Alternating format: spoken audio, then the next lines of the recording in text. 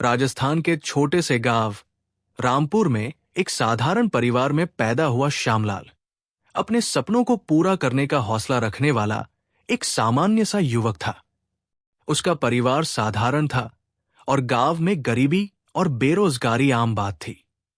श्यामलाल का बचपन भी इन्हीं कठिनाइयों में बीता, लेकिन उसके दिल में हमेशा एक बात थी। वो कुछ ऐसा करना चाहता था जिससे गांव के लोगों की भी जिंदगी बेहतर हो सके।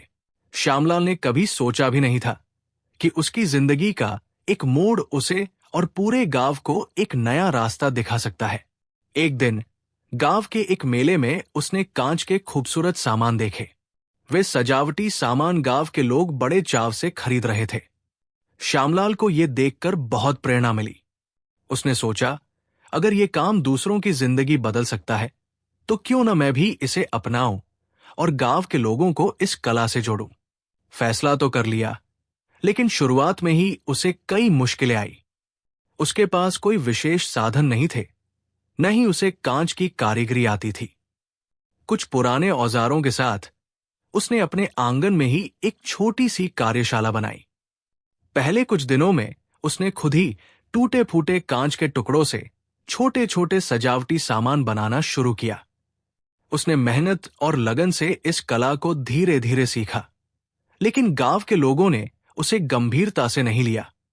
कुछ लोग मजाक उड़ाते तो कुछ कहते, श्यामलाल, इस काम से कुछ नहीं होने वाला, हमारे यहां कांच का कारोबार नहीं चलेगा। श्यामलाल ने उन लोगों की बातों की परवाह नहीं की और अपने काम में जुटा रहा। वो जानता था कि बदलाव आसान नहीं होता, परंतु वह भी हार मानने वाला नहीं था। श्यामलाल ने अपने बनाए हुए कांच के सजावटी सामानों को एक छोटे से शहर के बाजार में बेचने की कोशिश की। वहां कुछ लोगों को उसकी कला बहुत पसंद आई और उसके पहले ही दिन कुछ चीजें बिक गई। उसे लगा कि मेहनत रंग लाने लगी है। इस छोटी सी कामयाबी ने उसके आत्मविश्वास को और बढ़ा दिया।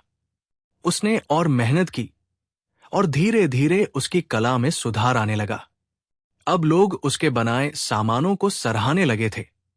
कुछ ही महीनों में श्यामलाल के कांच के सामानों की मांग बढ़ने लगी। लोग उसके बनाए हुए सजावटी सामानों को अपने घरों में सजाने के लिए खरीदते। अब उसकी कला सिर्फ गांव तक सीमित नहीं रही, बल्कि दूसरे गांवों और छोटे शहरों में भी उसकी पहचान बनने लगी।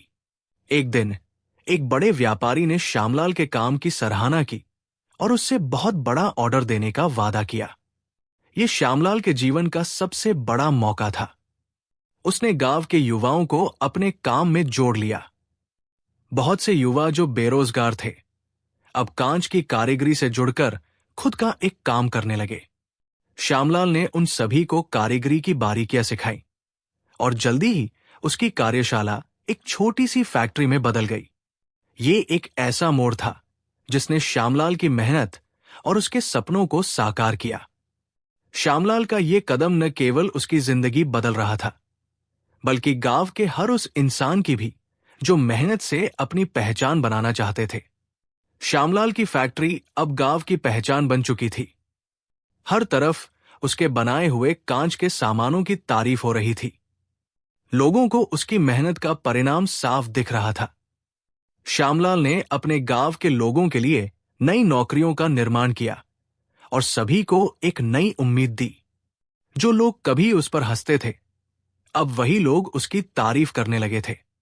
श्यामलाल की कामयाबी ने गांव में बदलाव की लहर पैदा कर दी थी। आज रामपुर गांव न केवल राजस्थान, बल्कि पूरे देश में अपनी कांच की कारीगरी के लिए जाना जाता है।